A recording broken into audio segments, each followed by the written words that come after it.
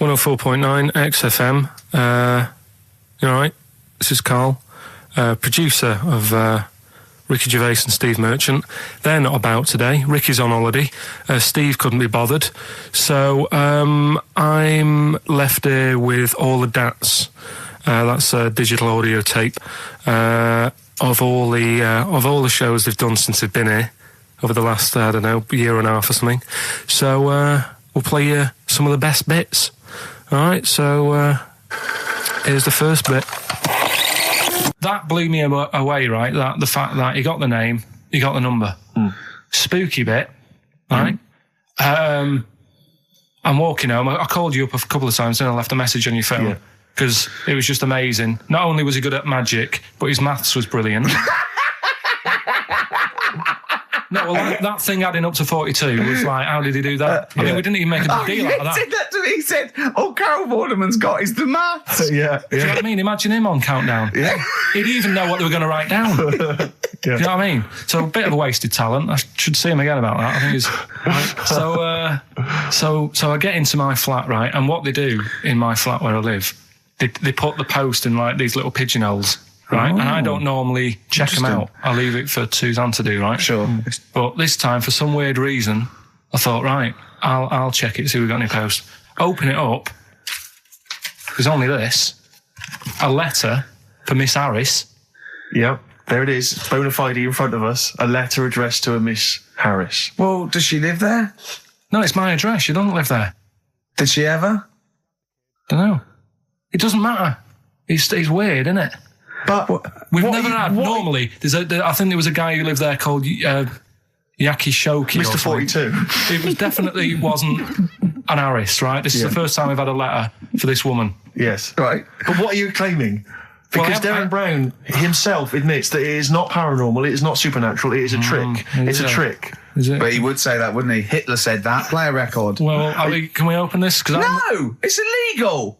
No, but I'm thinking if it's a birthday card for someone's like 42nd birthday. Right. You can't open that letter. Go and put it back or you cannot open that letter. Why not? You can't open someone else's mail because you think Darren Brown's supernatural. What if we steamed it open and then resealed it? No one would know. It's only a letter. You can't, you can, but I don't want any part of it. Carl, I think you should open it. Oh, you open it? I'm not opening it. It's against the law. You should open it, though. We won't open it then. They won't send you to prison. Forget it. You'll get off. Cure? Yeah. Bit of cure? There's no cure, no. I'm looking... Well, I'm tempted to open it. Well, do you want to, Steve? There you go. No, I'm not going to open it, but I think you should, definitely. 6 Different Ways by The Cure from the album The Head on the Door. We've enjoyed that. The head on the door, Carl. Ooh, bit of a coincidence. Spooky, isn't it? It was only 4 weeks ago you were talking about a head and a door. Exactly. Has the door got a number on it? 42. Oh, dear. So we're not opening it? No. Well, I can't open it because as the producer, right? Oh, yeah, because your standing in society is such that they'd make a real example of you. Yeah. A producer of a tin pot radio show once a week. Yeah, he should know better. He can press buttons and talk at the same time. Sending down. But they wouldn't try you in an adult court. You would get away. You would get away with it. Just they'd hear you speaking for a little while, and the judge would end up squeezing your head and letting you off. It'd be like those people who train monkeys to break in. Do you remember down in South London? We talked about it in the past, and they were going around robbing stuff, and they trained them to do it. Yeah, I don't think those monkeys would have got in trouble. It would have been the keepers. So, I think XFM would probably take the rap. Will you open it? No, I can't be seen to open it. No, he's a writer-director. Exactly. So am I. I can't be seen to open it. I'll give it here then. Right, I'm having no part of this. That's against the law, but... Right, I'm having no part of it. Open it. Come on, you've started now. Right. The thing is, right, if it's important, we can say maybe she's listening. But do you need the stress? What it could be anything. What are you going to say? We're going to say, oh, and if you are listening, Mrs. Harris, you have got gonorrhea. Call the clinic. Do you know what I mean? It could be anything. Oh dear. Oh well. I think my talk did well. Well, what is it? It's the number 42 on there. What is it? Can you say? Be careful. What? Let me see what it is. What is it? Dear Sir, Madam, your periodical dental inspection is now due. Would you kindly contact the surgery to make an appointment? Mrs. Harris, if you're listening, your periodical dental inspection is now due. You might want to contact the dental surgeon that you normally go to. She could have a faulty tooth. Faulty tooth. 42. 42. I don't believe it. 42. 42. Oh my God. God, that Darren's good. Darren Brown's good, isn't it? Oh dear. Ooh, those boys can rock there. That's the Guns with All Their Roses and Sweet Child of Mine. On XFM 104.9. I enjoyed that. Yeah. That was good. It rocks. I hope the audience was playing it loud like us. Yeah. Ricky Gervais, Steve Merchant, Karl Pilkington. Well, look at him yawning. How rude is that? Carl, what's wrong with you, man? Have you been up late? A little bit. Girlfriend was away, wasn't she, yesterday? Yeah, I always have a problem with that. I always have, because you don't go to bed, do you, early? Do you know what I mean? You sort of think, I just always find that thing that if, you're used to living with someone, one of you will go, let's go to bed, then you'll go, all right. But when you're on your own, you go, you just forget to go to bed. I just stay up. Okay, stop eating now, Carl. You've ate all the food. That's just a plate. All right. Okay. Yeah. No, I stayed up and watched, there was a thing on about Dracula. Right. What, Dracula? And I found a flaw in it. Go on. Not the fact that he's the living dead and and drinks blood to stay alive and he doesn't reflect and he can in turn into a mirrors. bat. Well, and you can go on. The mirror thing, you can't look in mirrors, can he? Well, he can look in mirrors, but he can't see himself in a mirror. Yeah. That still doesn't work. Go on. It doesn't work at all, Carl. It doesn't work at all. Go on. Well, centre parting's always really neat. His centre parting's always really how neat. does he do it if he can't look in the mirror? Blood on the floor or something it was called. Rubbish. I love the flaw in the Dracula film is that his centre parting's too neat. How did he do it without a mirror? Oh. Was it a documentary about Dracula? No, yeah, there was the real Dracula. The real Dracula. Yeah, the real Dracula. The it's just a film. It had blood on the floor or something. It was called. Yeah. We had a little lunch yesterday, didn't we? We did indeed. That was a nightmare. Yeah. I hate going out with you two. I was explaining to Carl, right? I like to excite Carl's imagination, right? And if it involves chimps or monkeys, all the better. Brains he likes, parts of the body, deformity. I know where to, what buttons to push.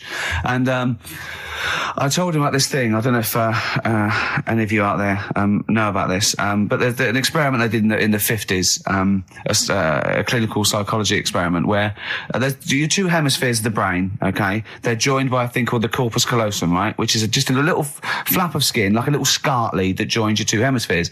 And what they did, they cut that in half, and they thought it was a cure for schizophrenia, but what it turned out to be, or epilepsy, I think, I can't remember, was that your two sides of your brains didn't function together. You couldn't get information. I was telling Carl all this thing, and one of the things I told him was that they did it on a monkey, and it fought itself over a nut. Like its right arm was connected, by its left lobe of the brain, and it was fighting over itself. And Carl went, instead of thinking this is amazing experiment, he went, would it have been happy if you'd given it two nuts? Yeah, I know. Well, you started off by explaining it. I remember you mentioned, because I was watching the two of you as you were describing it to me, you said, of course, one side of the brain deals with symbolism. And as you said the word symbolism, I noticed Carl drift away from looking at you, pick up his mobile phone and start pressing buttons randomly. And I thought it was the word symbolism that got him. And I noticed it took you just a moment longer. And I think the first thing you said was, when did I lose you? Yeah, I knew I'd lost him. It's extraordinary. And he doesn't even try to disguise it. I said nomenclature at one point as well. Right, yeah. And I knew I was dicey with death there. Yeah. But I told you tried to look it up, didn't you, on the web? You didn't find anything about it, did you? The spelling of it's what is it again? What's the word? Corpus callosum. Yeah, so I couldn't do it. No, there's no point. Yeah. Don't bother. Give up. Don't bother. Give up. So if anyone knows any interesting facts about that, but yours hasn't been cut in half, has it, Carl? That would again might explain something. I'll tell you what we will be talking about later. I don't know if you're sort of aware of them, Steve. Go on. Bonobos. Oh, I don't know much about bonobos. I told him about he was looking for stuff. I said, put in bonobo. He was having no luck with chimp. And they're a form of chimpanzee, but they're even closer to us, evolutionarily speaking. They've got their social groups are more like ours. They're more intelligent. And he was loving it, weren't you? So is it human bonobo Carl? Is that how it works on the evolutionary ladder? Chimp, Carl. Yeah. Yeah. Talking about him. So we're talking about bonobos. You're excited about that? Yeah, That's coming up in monkey news? No, I think it's a bit of a monkey bonus. All right, XFM 104.9, Ricky Gervais, Steve Merchant, Karl Pilkington, not here. It's the best of. You've been voting in all week, sending your emails. So here's the clips that you wanted. Another holiday. Well, it wasn't holiday. It wasn't holiday. Well, it was. You had 5 days off work. Why isn't it holiday? You had 5 days not working for a living. You know how many days holiday gets a year now? 29. Oh, that's more than teachers, isn't it? It makes me sick. It makes me sick. Well, I know the kind of hours you work, Rick. It's mad. I mean, if you're not in work by midday, you're furious. No, but I mean, I'm always... 29's normal for the normal working person. Yeah, but, you know... And anyway, it wasn't a proper holiday. I went to see my mum and dad. It's nice to see them and everything, but it's not holiday, is it? Why? It's not going away. It's not getting on a plane, is it? Going away. Oh, is that definitely a holiday? What happened before 1950? I don't know. People used to go... Yeah, exactly. People used to go to Blackpool or Brighton. That was holiday. Yeah, but I didn't Where did go you to... go? Went to Wales. There you go. Lovely holiday. Lovely holiday. Have a holiday in Wales. That's what they say, innit? Come to Wales and have a holiday. That's what they say, innit? So come to Wales and meet your parents. Come to Wales and have a lovely holiday. Right. Well, anyway, it was good and that. It's always good to see him. Right? Yeah. But week off work. Do you know? Like my mum likes gnomes and stuff. Yeah. Right. Of course she does. She's lived with one for 30 years. She said, get your dad to take us to this park where they've got 6-foot gnomes and stuff. Right. Have a walk about. Sounds like a nightmare. Yeah. Sounds like a living nightmare. Keep an eye on Carl. Yeah. So anyway, he stood still for 2 minutes. Someone bought him. No. You can't buy them and that. It's like a little exhibition thing. Yeah. Right? And it's part of a hall. Right, this big hall that you have to pay to get in. But we didn't want to see the hall. I just wanted to see the gnomes. Of course you did. Yeah. So anyway, my dad says, yeah, well, we can get in there for free. Of course he did. Clever. Right? So we parked up on this little country lane, right? No one about. We walked How much down, was it to go in? Like £2? about £3 each. Yeah. But he said, well, yeah, but if you don't have to pay, do you know what I mean? You enjoy it even more, don't you, when you're walking about and you think, I've got this £3 in my pocket, no one's having it. Yeah. Right? No, looking over shoulder for a bloke with a peak hat saying, can I see your ticket, please? I wouldn't enjoy it more, no. Go on. Yeah, but you don't worry about it, do you? You got a bit of money now then, Rick. You've changed. So anyway, so we had to walk across about 4 fields. For £3? Right? And what happened was, we're walking through all these fields and what have you, big grass and muddy bits and all that, 'cause it'd been raining, and climbing over fences and stuff. And we're in this field, right? And I look to my right, and there's about 30 cows all staring at us, right? And Suzanne started to panic a bit. She said, we shouldn't be here. Dad says, of course we can. We're allowed to go wherever we want. All this land, it's ramblers' rights and all that stuff. Yeah. And take a cow if you want. So, unattended. Serves him right for leaving him in the field unattended. I'm having one. Yeah. I keep us fed for a week. Across. Anyway, these cows start surrounding us. Surrounding us. Oh, brilliant. Oh, no. Face off. And Suzanne's panicking, going, this isn't right. We're not going to make it to the fence in time. They're moving faster than us, and he started sort of running a bit. Wow. And it's like some kind of bovine West Side Story. A gang of cows coming at you. Don't worry about it and stuff. But my dad had to sort of stand there and wave a stick at him. Of course. And we got away, but Suzanne was having a bit of a sweat on. Got away. Saying, we could have got killed. Sure. And my dad saying, no, it never happens. And I just wondered if it does, if there's a risk of... Yeah, it is rare, but there's been a couple of cases of being trampled by cows. They're not aggressive. They sort of run through you. Well, they're aggressive if they've got a calf. They do have kids. What? They had kids with them. Kids, yeah. That's goats you're thinking of. Yeah. Maybe they were trying to sneak into the gnome thing, and they were worried that if too many people did it, they thought some cows, we can just sneak in. They were cows, no one's expecting cows. And the cows were going, walk upright like you're human. Don't walk upright. They thought you'd blow their cover. Yeah. Yeah, people have been killed by cows before. Yeah, that was like the highlight, and then... So when you arrived there, you were presumably covered in mud, looking like something that had just come from Glastonbury, staggering around this exhibition. It wasn't that bad. It was just like a woods, and it had like a funny sort of funeral, like a graveyard thing. Right. Yeah. With bodies sort of hanging out the ground and that. And we had these 6-foot gnomes. Right. And then we just set off again, walked back. But you sure this wasn't a dream? No, it was good. It was good. And called up Ricky. I said, right, are you about? Have a chat and that. So he said, I'll just come round. It's a nice day. Have a drink and what have you. So I got round there at about 6:30, right? Go up to his door, knock on his door, right? He stood there with his tackle out. Oh. Yeah, what did you make of that? What was wrong with that? What do you mean, what's wrong with that? Why were you looking at it? Why were you looking at it? I tried not to look at it. But again, you're always sort of attracted to it, aren't you? Kind of like...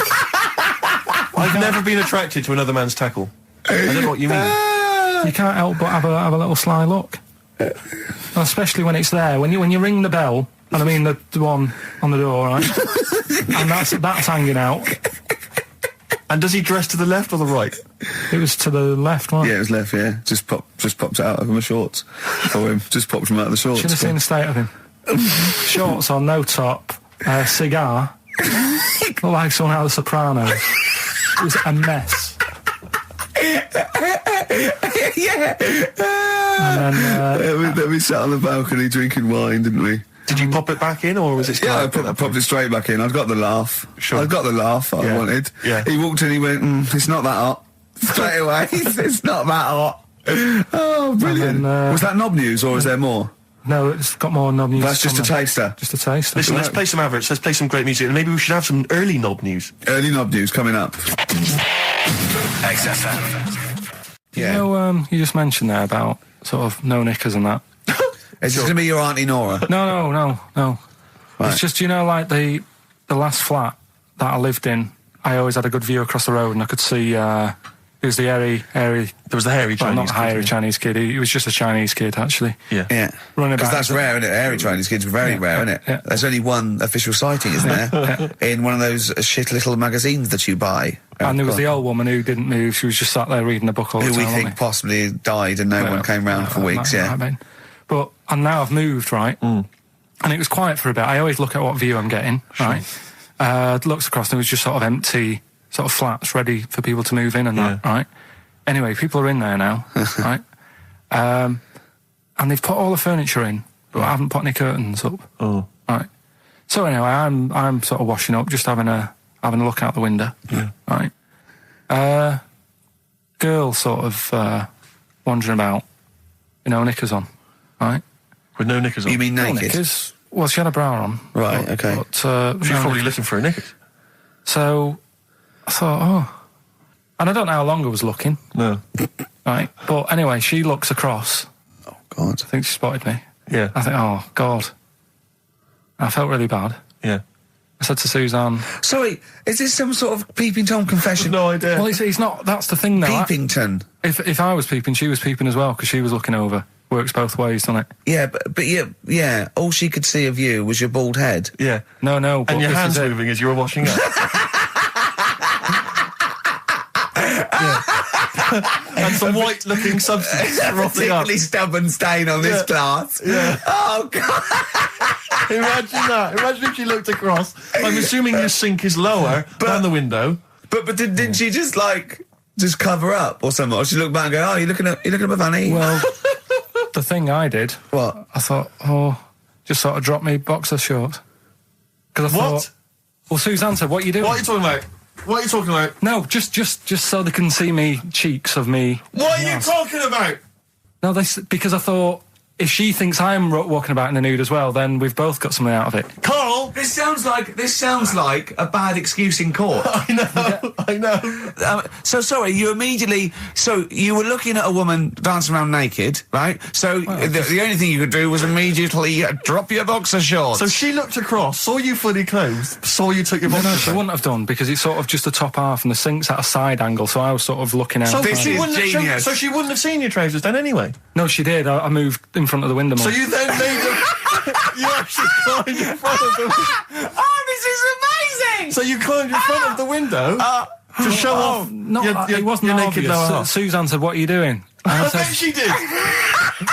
What are you looking at? I sent you in here to clean What up. are you doing? I'm just taking my trousers down, standing by the window. Why? Because there's a naked woman across the road. What do you think I'm doing, Suzanne? I'm exposing myself while looking at some free fame. leave it. What's up with you, Suzanne? Anyway, Wait a minute, can I just check? A final question. What did the woman across the way... What happened? What was her I reaction? didn't look again. I just thought you've seen a bit of action as well. We're both happy. Let's leave it. Brilliant. So were you waddling around like a penguin with your trousers around your ankles? I just was walking about, and Suzanne said, "What are you doing?" I said, "I'll explain to you in a bit, but don't look out the window because then it's Excellent. obvious." Then he sees that she calls her husband to look at Carl going naked. He goes, "Oh, she's got a... Quick, Suzanne, get him out. There's only one within you. Get some more friends. They've gone one more." Oasis and Songbird. It's a nice little ditty It's all right, yeah. of a It's not so Saturday. bad. Yes, thank you. XFM 104.9, Ricky Gervais, Steve Merchant, Karl Pilkington. I think we should go straight into it, Karl. I think we should do the competition. There's Karl in the corner. It seems a little premature. Do you reckon? Yeah, I Do you think reckon it's so. so good? It's Yeah, so good. it's We should tease it out of them. Well, it's a big thing. It's just that I've got absolutely nothing to say.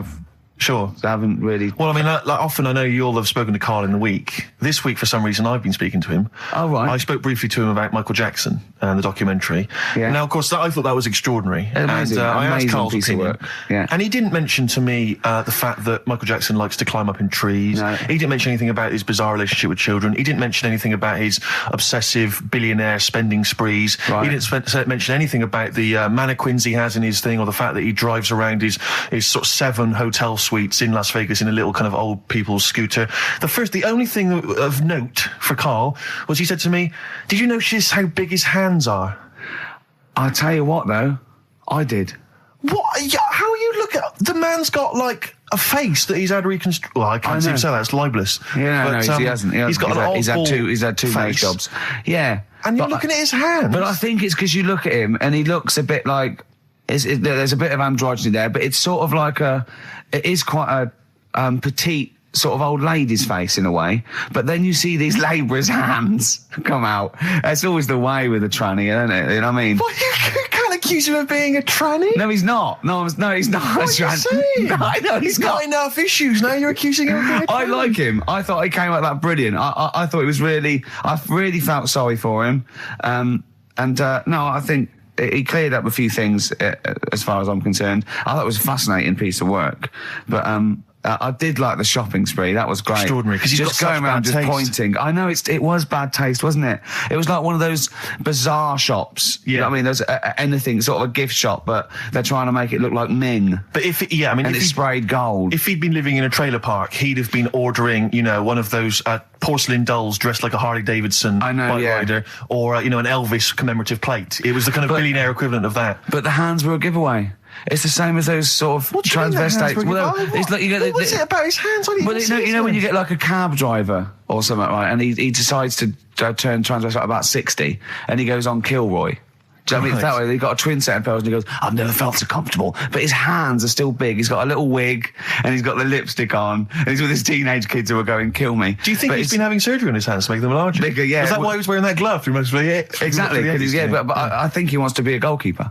Right. And they said, well, you can't, Michael, you got a big hands. It would help him climb the trees. Yeah. And he can play tennis now without a racket. Yeah. So what did you make of it, Karl? Were you intrigued? The Michael Jackson thing. It's, it was all right. The brilliant Blur, Out of Time on XFM 104.9. One of my post-Christmas. favourite singles of the year, and that's another thing. We'll be playing our favourite singles of the year, as well as our favourite clips of our own show. Rick, I imagine if people have got a bit of Christmas money, they're wondering what they can spend it on. Office DVD. Well, other than that, these guys have got some ideas. What, adverts? Brilliant. Good to hear that again. It's fantastic. Waiting on a Friend by the Rolling Stones. Yeah? Go on then, Karl. On XFM 104.9, Ricky Gervais, Steve Merchant, Karl Pilkington. Go on. Right, this one. Remember Blockbusters? Uh-huh. Right, this one is good, and we'll do this one. Rockbusters. And remember how Bob Holness used to give you a letter? Yeah. And it'd give you a question, and the answer to that question is that letter. Yes. Right, well, it works like that. So if I said to you, we'll test it out on you, Steve, right? Right, welcome to the show and that. Hello. Let's play, right? And I say, right, your first one is W. Mm-hmm. And the cryptic clue, because it's done like crosswords. Okay. So not quite like Blockbusters. Well, this young man prepared for his death. And it's a W, so the answer... And it's not always going to be like our sort of music. It can be any sort of music that's out there. So the W is the name of the answer. I understand that, but is the answer always the band name, or is it... Yeah. It's always the band name, is it, or the artist? Yeah. And so would the W be the surname, or would you have both the initials if it was someone's name? Would Elvis Presley be EP? Don't get annoyed, no. Carl. These are questions that I knew would be asked. I know because he tested it on me. So you've got to tell them. We need That's to the know point. the rules. If it was Elvis, I'd probably do E. No. Give him the answer. Give him the Right, answer. did you hear the clue? No, give me the clue again then. So the letter is It is a W. cryptic clue. It's The clue's W. fine. Listen, but, and the go on. clue is, this young man prepared for his death. This young man prepared for his death. Yeah. This young man prepared for his death. And it's a W. And it's his first name. That's what he needs Well, to see, know. that's the... Yeah. Yeah, but I don't... Well, shouldn't we have the initials? Wouldn't that make it easier? I mean, Yeah, wouldn't- but they didn't do that on Blockbusters. It just had one letter. No, they did. If it was a... The gold one they often had us for 3 or 4 Did they? letters, yeah. But it was normally just one word. It wouldn't have been a name or something. All right, then. W... W-Y. W-Y. Will Young. Excellent. I Right, didn't so understand it. What was this the young Will man... prepared for this young man. So he's sort of mixed, sort of cryptic. Yeah. But I mean, you know, that's a good effort. That's better than usual. No, it's that is better than It's not usual. bad, is it? So do you want to play? Let's play Rockbusters. Yeah, Rockbusters. All right. Sam, Hello. is it sounding all right today? It is. It's just about. All right, cheers. Sounded worse. Right, then. Yeah. Well, And so we've got Sam on the line. Who else have we got there? so we've got Tim as well, haven't we? Hello. All right, Tim. Tim and Sam. Right, You sound quite similar, lads. Could one of you affect an accent or something? Which one's Tim? Yeah, it's me. Okay, which one's Sam? This is Sam. That's slightly deeper. Bit Slightly deeper, deeper. yeah. Sam, And they're not against the clock anyway, are they? So it doesn't really matter. I suppose not. So I think Steve just wanted a bit of variety. you Okay. you understand the rule, lads? Could you explain them to us? Right, play it.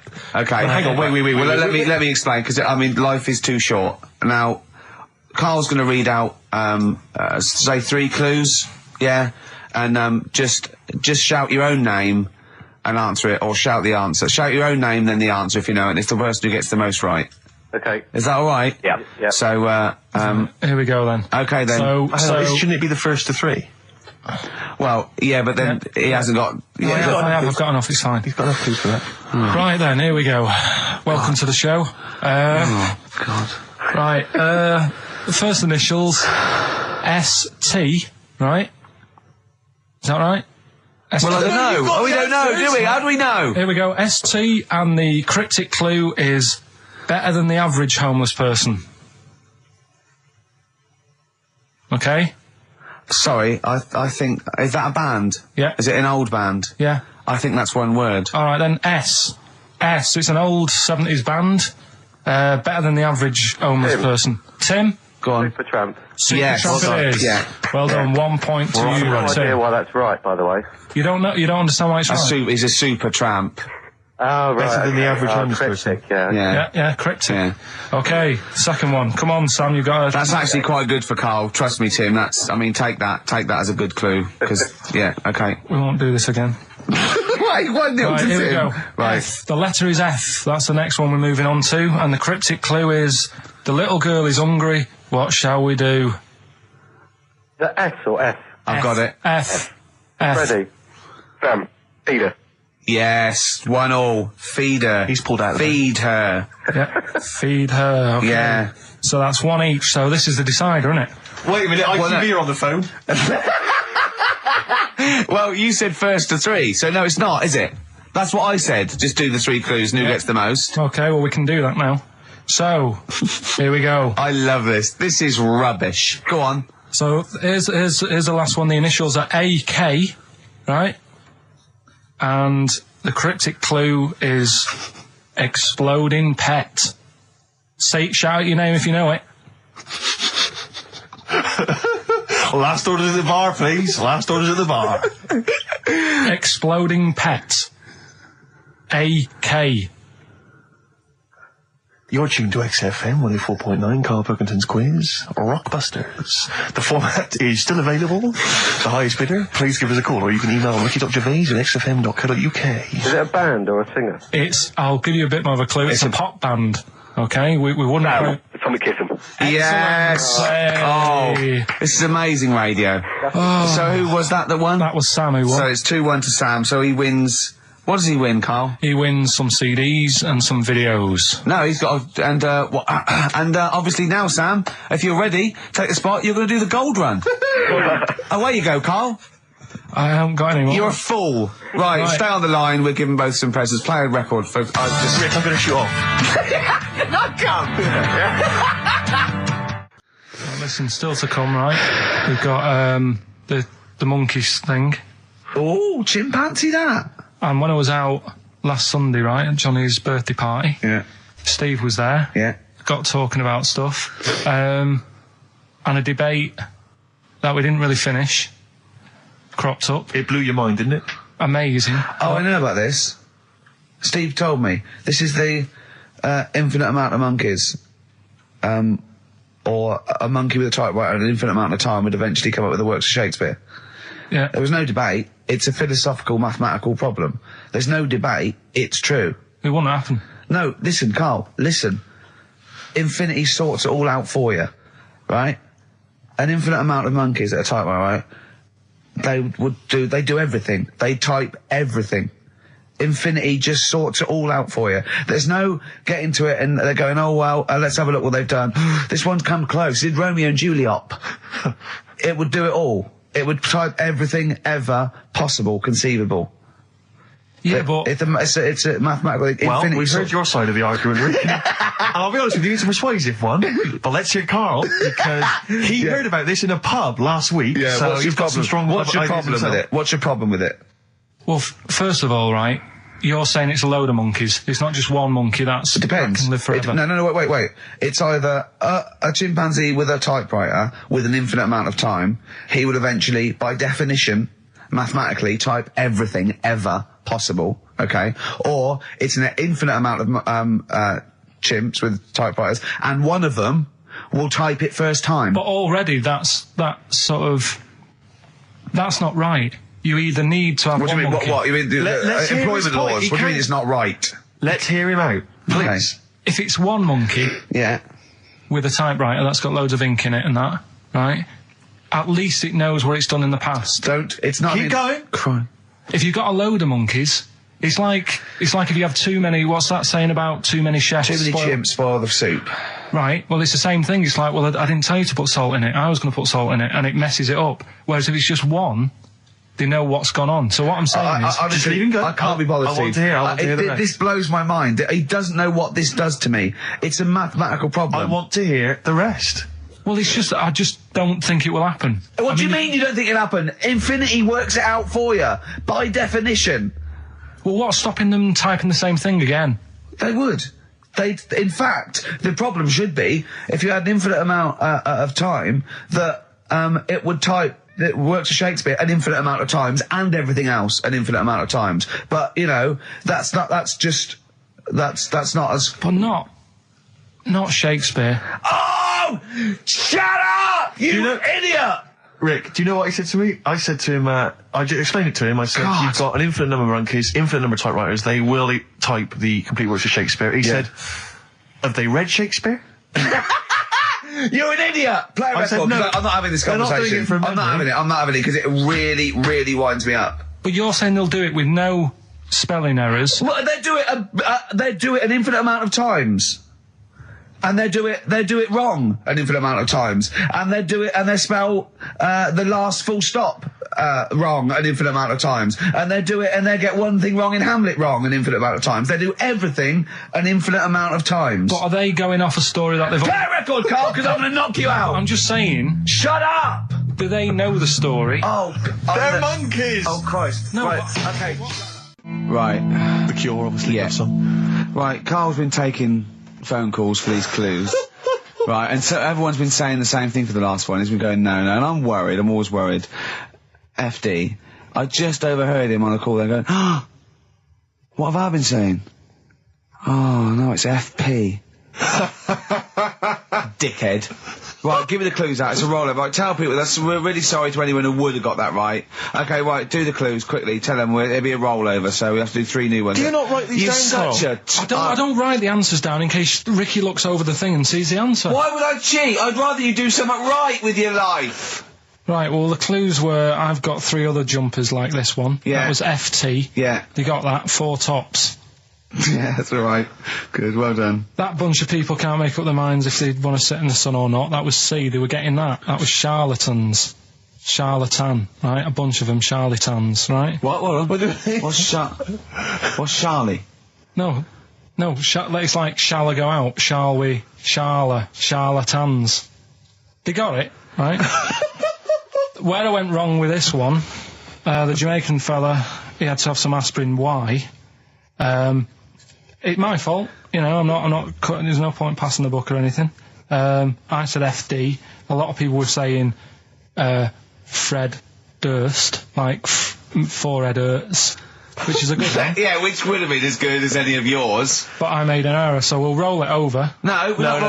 What is the answer? What is the answer? Over. Jamaican fella what? Add some aspirin, why do that? What's the thing? FP, it was Frida Payne.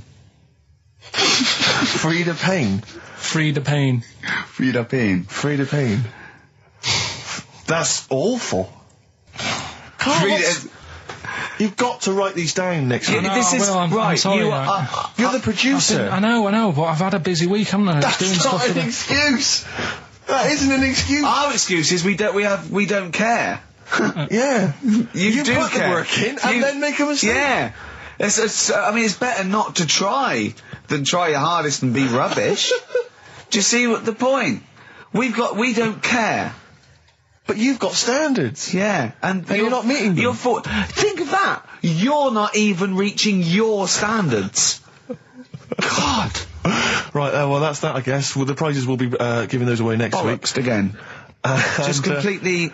Song for the ladies to end the show with. It's from Nick Cave's new album, Nocturama. This is a track called He Wants You. Back next week. Remember, Frida Payne. This is the Best Of Show on XFM 104.9. I'm Ricky Gervais, with me, Stephen Merchant. Yes. I hope you're enjoying the Best Of. I know what you're thinking. If this is the best, my Christ, what was the rest like? Well, we'll be back in a week's time, so you can judge it for yourself live. But anyway, in the meantime, this is one of the best clips I've ever heard. Oh, I'm laughing just thinking about what it might be. Do you know why people tink the glasses before they have a drink? Why they tink? The verb to tink. I do know that, Carl. Is it about poison? It is. Here we are. What, would it make a different noise? Nope. Brilliant. Go on, explain Why? it. You explain it, Steve. No, don't, Steve. You explain it, Carl. Go on. Oh, I've started, so I'll finish. Go on, Carl. Explain why they tink the glasses. Ages ago, Yeah. only people with money had drinking or something. That's like one of my film reviews. Years ago. Welcome to History Now. Now, ages ago, only people with money had drinking or something. Keep going, Carl. Keep going. Like spirit and stuff, so they'd, it's like businessmen with money. It's easy for you to say. This is getting to be cruel, isn't it? This is amazing. Yeah, go on. Why did you open your mouth, Carl?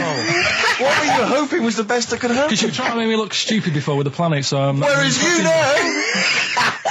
Yeah, go on, no, come on. Businessmen with money have got to drink and ching. Okay, so then we'll drink. So they'd nip round to have a chat about whatever they're earning money with. And they'd say, right, do you want a drink then? And they'd go, oh yeah, that'd be alright. Yeah. So, rather than like, just pouring it out of a bottle into a glass and saying, there you go, it could be going, hang on a minute, it could be poisoning me ear and trying to like nick my business idea. Yeah. So what they'd do, it sort of pour a bit of his drink into the other person's glass and you get that tink noise. And that's like, cheers, you know. No, Carl, I just have a slight amendment there. I think what it was you're absolutely right that they would then test each other's drinks to show that it wasn't poison. But over the years, that was reduced to just chinking the glasses by way of saying, let's not actually bother going through the whole rigmarole. They just did the chinking of the glasses. Yeah, that's good. It was exhausting though, wasn't it? I know. Was it worth it, do you think? Well, I like that, because people carry that with them now. When they do that, they'll think, oh, that bloke's definitely not trying to poison me. Yeah. So the horrible thing is that now, when I do the glasses, I can laugh and go, they don't know I've poisoned them. Exactly. You should always do the pouring back and forth. It's a shortcut, it's a slippery slope, you know, just be careful. Karl Pilkington in the chair now, the talked about, the acclaimed Educating Ricky. Right, well, just in case anyone's new, doesn't normally listen, basically, I'm educating Ricky. Do a bit of research in a week, find stuff, news, history, anything that's interesting. 3 stories, I give them a nice little headline. You take your pick. Between now and 3, you're going to learn 3 things. Yeah? Yeah. So, the headlines are, I'll be no buying one of them. Give us that again. I'll be no buying one of them. Nice, okay. Yeah. We've also got hippopotamus news. Okay. Okay. And can you believe it? Can you believe it? Well, I'm going to go with hippopotamus news. Hippopotamus news? Hippopotamus news. Right, well, this one, it's... I'm not going to take the credit here. I heard Christian talking about this on breakfast, right? Because it's a good story that happened. Basically, I don't know if I told you about it last week when we were having our spaghetti, but I think you did. Right, I know what it is. I know what this is. Okay, I've not heard this. Right, there's a little midget. Right, there's a circus, I'm loving it already. Circus going on somewhere. I think it was in America. And is that present day or old times? I'm talking like in the last 3 weeks. Okay. Right, little midget. Circus, really packed out show. People are loving it. Right, Steve, you asked the same question I did. I know. So there's a little midget jumping up and down on a trampoline. That's what circus is. Right. I pay good money to see it. So everyone's clapping, and he's getting carried away. Because he can't believe they're loving it. I didn't know they'd like a little person on a trampoline, but they love me. But you know what it's like when, if there's a crowd of people sort of encouraging you to sort of go higher and stuff. Yeah. And I'm sure he knew it was getting out of hand. But he was jumping and he was coming down the road going higher, and he's going really high in the air, right? So he's doing this, crowd are clapping. There's a hippo, right, just sat next to the trampoline getting ready to come on and do his act. Oh, right, I thought he was in the audience. There's a hippo getting ready to do his act, Steve. Yeah. So he's a ventriloquist. What do you mean he's sitting by the trampoline waiting to do his act? Because why does he sit in the dressing room and they go, 5 minutes, Mr. Muss, 5 minutes, Mr. Muss. So anyway, right, so the hippo's there. He's getting annoyed, is he? Because the midget's he's going, how can I follow this? This is really annoying. They're going to be, no. So he's thinking, he's already done the trampoline, my pogo stick act is never going to work. Yeah, go on. So there's a hippo waiting. See, it's a great story, and I just know he embellishes it or it gets slightly wrong. Go on. So there's a midget jumping up and down. The hippo's getting annoyed. The crowd are going mad. The midget's loving it. Can't believe his luck. Although you think he probably knows he's dicing with danger. Yeah. So next thing you know, they're all saying higher. He gives it one big, like, heavy sort of landing on the trampoline. Goes really high, but goes off at a funny angle. Oh, hypotenuse. Okay. Yeah. And sort of flies off. Hypotenuse! Sure. Flies off at a funny angle. Ooh, Hippo's there, swallows him whole. Crowd are clapping, thinking that's why the hippo was waiting there. Rubbish. Rubbish. It's not rubbish, though. But no, maybe there was an accident in a circus with a midget and a hippo, but at no point was this hippo waiting to go on, going, come on. The midget flew off at a hypotenuse and landed in the hippo's mouth and was swallowed whole. This is what you embellish it. That is great. And I have to say, though, Rick, when I heard midget, trampoline, hippopotamus, I was thinking accident waiting to happen. Yeah. So... Yeah, maybe. I mean, it is that you should never put those three together. Never. It's a recipe for disaster. Everyone knows that. Midget, trampoline, hippopotamus. Are you mental? You're asking for trouble. Well, you know when he told me it, he said, and the midget, he didn't mention the hippopotamus, and he said the midget went on, and soon he fell off. and the hippo ate him. And I said, sorry, what was the hippo doing there? He went, it's a circus. I've never heard of a circus having a hippo. No, what do hippos do? What can they do? You can't train them, can you? What do you... Aren't they, like, very deadly? They're huge, aren't they? You can't have a hippo in a circus. Are you sure? You're not thinking of Zippo? He's neither clown. Yeah. No, and it wasn't some sort of where Zippo was eating a midget, and it's some sort of horrible sexual act. No, it was definitely. I heard it on breakfast, right? Oh, okay, sorry. No, it's definitely fact. Yeah, okay, right, okay, good. Carl's found love on the street before, haven't you? How's it going with your bird, Carl? Are you married? No. How long have you been out with her? Going out with her? 7 years. Because, I mean, you're quite a simple man. Yeah. You're sort of a simple In a nice way. ways. I mean, yeah, you're like Helen from Big Brother. Yeah, you're sort of nice enough, but I look normal. well, yeah, you sort of do. But you could be one of those that just suddenly go mental with a pen. Yeah, do you know just what I mean? stab people through the eyes. Yeah, you sort of look normal. But if I wouldn't really want to wind you up to a point of frenzy. How did you meet your girlfriend? Through work. What, through her work? What, you phoned up and said... We worked at the same place. Oh, you're right. Yeah. You're quite an enigma, aren't you? Could you give us more on that? At work. You met her at work. What, she came in selling sandwiches? She was going through the bins outside. What do you mean you met her Why at are you work? having an attack on me? You're the not one having an who's attack sad and lonely. Oh, he's done you again. He's done you Yeah, but what I thought was interesting was I just scratched at him and he just went mental. Yeah, no, It's like a but bear caught in a trap. It's funny, isn't it? You'll never learn. Carl. No, I was just interested to find out what the story was, because it might be a really romantic story. Well, it's not. All right, jeez. I love the fact he doesn't want to talk about his love affair. I was thinking about you in the week, and like, does it worry you? I mean, you sort of joke about it now, and we're talking about it in the office, you know, like, oh, is Steve really touchy about the way he looks? And Oh, what's this? Where's that come from? He's done it again. He's done you again. I was walking home the other night, and I was thinking about it. And do you worry that when you're old, you will be on your own? You did start it though, didn't you? Well, Carl, I'm glad you brought this up. because I mean, for me, you know, a lightweight, frothy entertainment show on XFM on a Saturday afternoon is exactly the place where I want to discuss the desperate, lonely future that's inevitably coming my way. Oh, God. I'll tell you what will cheer you up and forget all that. A bit of Embrace. Oh, one of the most hated bands. Probably you're thinking, Rick, isn't it time that we do our usual roundup of what's been happening in the news? Yeah. Which we always do every week. Yeah. We always do something, which is, I mean, basically, if you're listening and you're a new listener, say you work at a newspaper, we always try to be informative, just try and put stuff out there that just educates people, informs What are you people. thinking? Well, I said Monkey News is coming up, but what have you got? No, I was just looking on the net there and just found a couple of quite important news stories, probably worth mentioning. Policeman caught photographing. I don't know why it makes me laugh. It's just the phrasing, I suppose. It's the headline. Policeman caught photographing up woman's skirt. No, he wasn't up there taking a picture of Big Ben. He wasn't going, can I just sit up here? I'm just going to take a picture of that seagull over there. No. He was facing the camera up a woman's skirt. He was indeed. Right. A policeman in Japan is facing disciplinary measures after he was caught photographing up a woman's skirt with a hidden camera while on duty.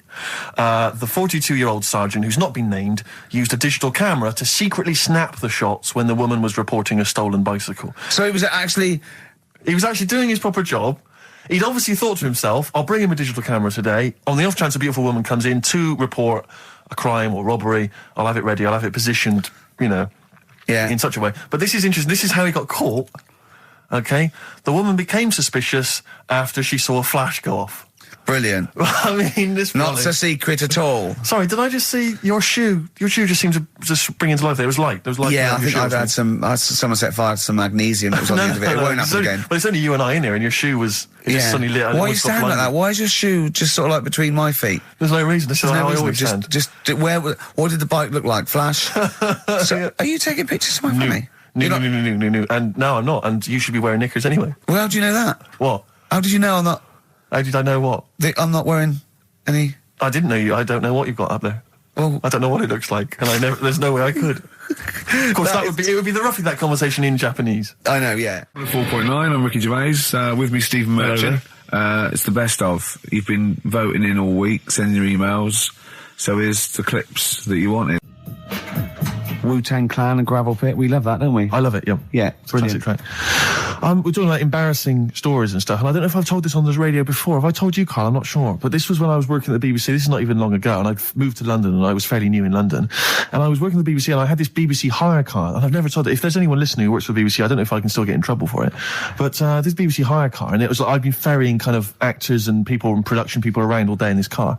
And I was driving back, it was quite late, it was about sort of 7 or 8, and I was driving back, and I pulled in to get some petrol to fill up the car every day. And I went into this garage to fill up some petrol, and I was there, and these two blokes came in a white van, right? They pulled into the forecourt, and I was filling up the car, and they went, "Hey, do you want to buy a couple of speakers?" And I said, "Yes, I do."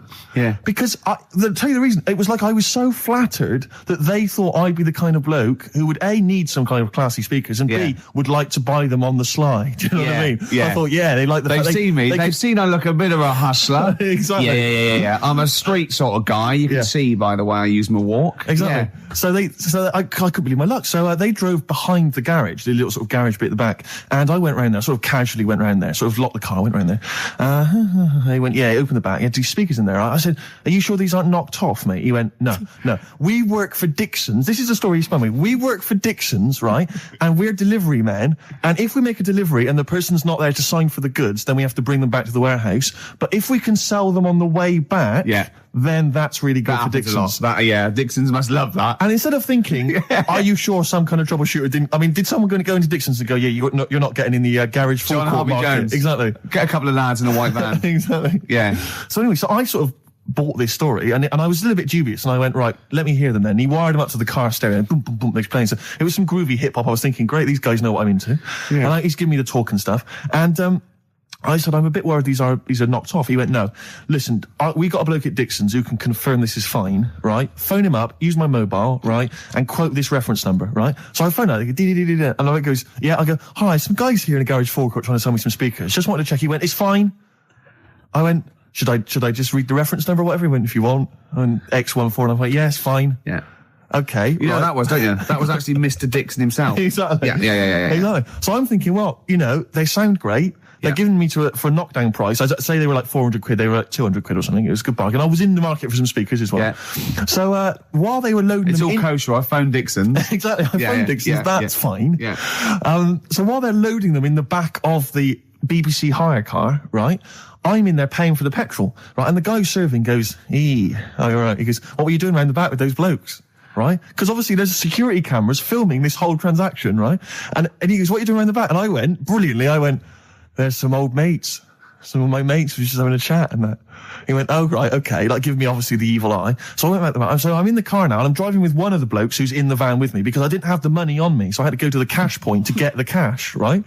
So I'm driving with him and the other guy's following me in the van and he was like a northerner like you and he was giving it all the, all right, I'd say my girlfriend's a DJ, she's got some of these speakers, they're fantastic, and he's giving me this. And then my mind starts working. Now that I've got a bit of time to think, I'm thinking, wait a minute, this all sounds a bit dodgy. Yeah. It dawned on me, Rick. You know, fool, are you? You're streetwise. Exactly. You're streetwise, Steve. Not only that, I was thinking, how am I going to get them home? I've got to drop the car off at the BBC. How am I going to get these huge speakers back to where I live? And how can I pay for them? Because I've just spent £100 on Find the Lady with a couple of blokes in the square. It seemed like a fair game. Some of his friends were winning. But so I explained to him, I said, I can't get them back to like Brixton where I was living at the time. He went, don't worry, give us an extra 20 quid, we'll take them home for you. Oh, that's good. Delivery. They do a whole service, you see. And there's also a backup guarantee. Did they have the guarantee, the 3-month guarantee? They didn't. No. But I said, I'm not sure about that. He went, well, why don't you put them in a cab, send them back, and your housemates can collect it? I was like, oh, no, there'd be no one in. And I was beginning to sort of get a bit conscious of like, maybe this was a bit of a scam after all. So I pulled into like a little side road. And I said, I'm not sure I'm into this now, actually. He went, what are you talking about? It's 200 quid for a pair of speakers. It's a bargain. You never get a bargain like this, mate. I'm going, not too sure, actually. I don't think I want them. He went, 150 quid, mate. 150 quid. I went, no, he's 100 quid now to you. And I'm thinking, wait a minute, this doesn't sound like the kind of work that Dixon's would be doing. Dixon's don't do that when I go in. This is it. Dixon's never negotiate in that way. When I go look around and I leave, they go, where are you going? Exactly. I go, no, we'll have anything then. Have anything for a So quid. I stopped the car and the white van pulled up behind me with his mates in. Sure. And And I said, can you get them out? I'm not interested. And he went, 100 quid, mate. Oh, you, and he was just going, you tosser, you obviously want some speakers. And he was having a go at me. So I was carrying the speakers out and putting them back in the white van, and he was just shouting at me. He was going, 70 quid. I was like, 70 quid from 200? This is ludicrous. You realise that wasn't Dixon's policy then. Exactly. They don't usually shout you tosser as you leave you leave the shop and walk down Camden High Street. They're not usually shouting you tosser. You should have took the offer of like the monthly payments they've got on at the moment.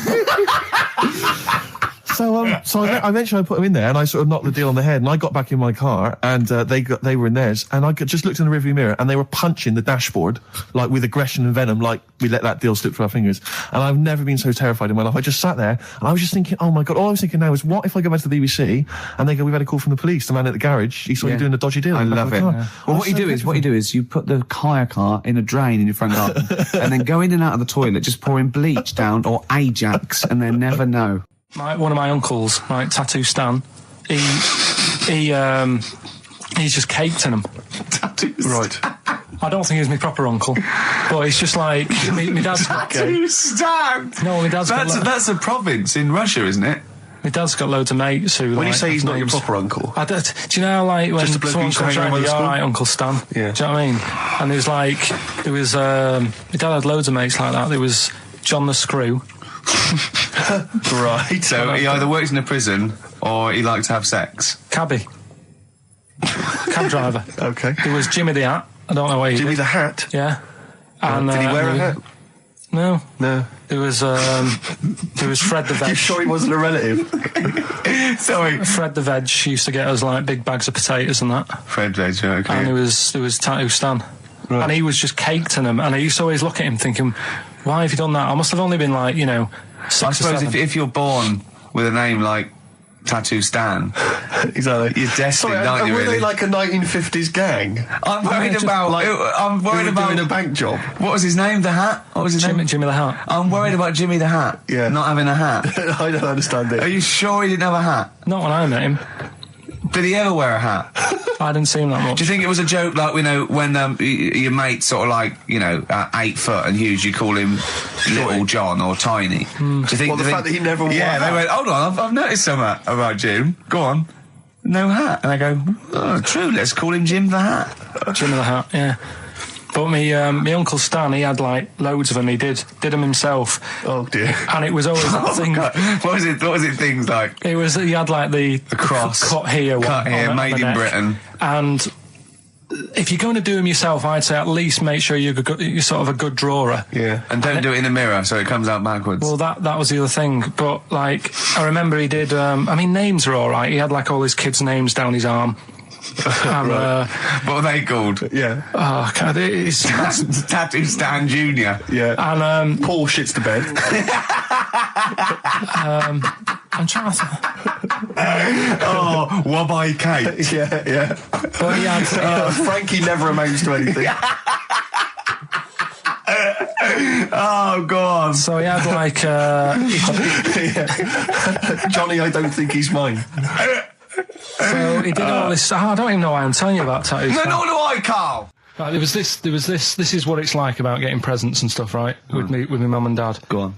My mate Colin, right? Colin Bacon? No, Colin Bailey. Oh, right? yeah. He had a little Sinclair Spectrum, right? Yeah. Computer, Yeah. which was like the thing to have at that time, right? Yeah. Used to always go round to his house. The deal was Not the one you had to play through the window because you weren't allowed. No, that's another lad. Oh, right? yeah. This is a different lad, and the deal was he came to our house and my mum gave him a pie, and then I'd go round to his and I'd stay there for a few hours playing, Hungry Horace and stuff like that on it. Sure. Right?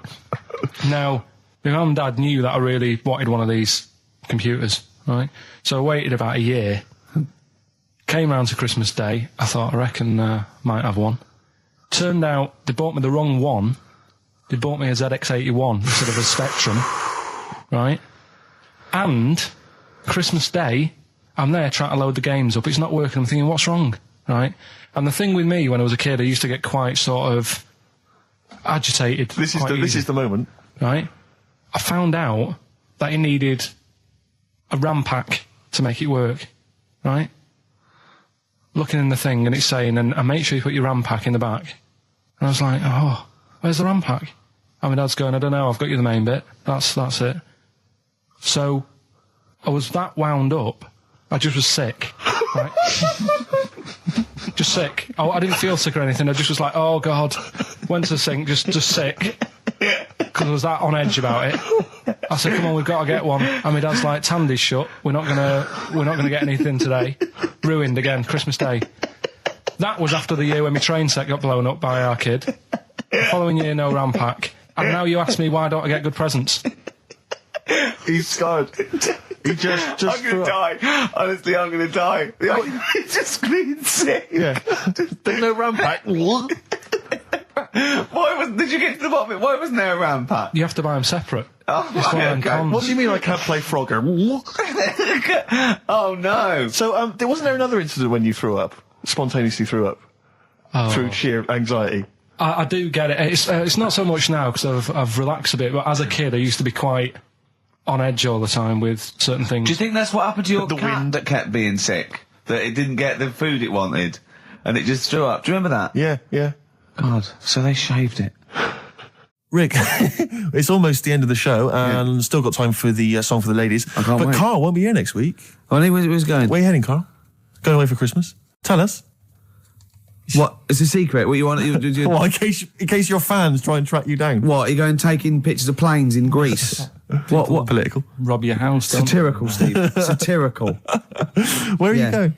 What are you doing? If I tell you what, if I was caught in a foreign country and the government got said, no, it's okay, they were train spotting or plane spotting, I go, no, I am a spy. Exactly. No, I am a spy. No, it's all right, you were train spotting. I wasn't spying, please. I saw you at the Doctor Who convention as well. No, probably an assassin or something, I think. Yeah. I'm probably an assassin. Carl, where are you going, mate? Tell us, come on, we haven't got time. to say what's it here? What? People rob your house if... Yeah, we didn't say tell us your address, tell us where you leave the key, and then tell us you're going on holiday. We said where are you going on holiday? Barbados. Are you? Ooh, showing off. Yeah. Boasting.